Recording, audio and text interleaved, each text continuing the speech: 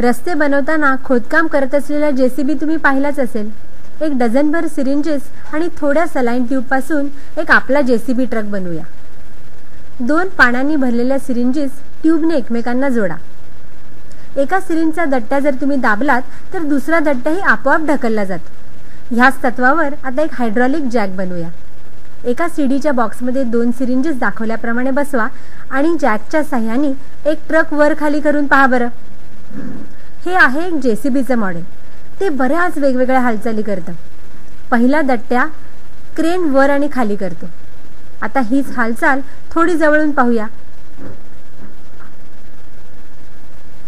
दुसरा प्लंजर बकेटची हालचाल करतो.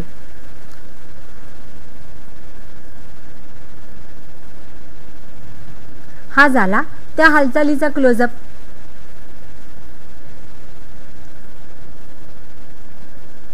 तिसरा प्लंजर संपूर्ण क्रेन उजवीकडे आणि डावीकडे वळवतो.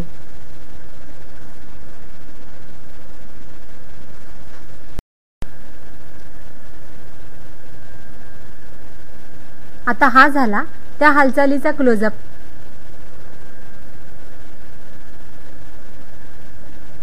आपल्या जेसीबीला चाकही आहे. चौथा दट्ट्या 2 जॅकच्या साह्याने पुढची चाकं वर उचलतो.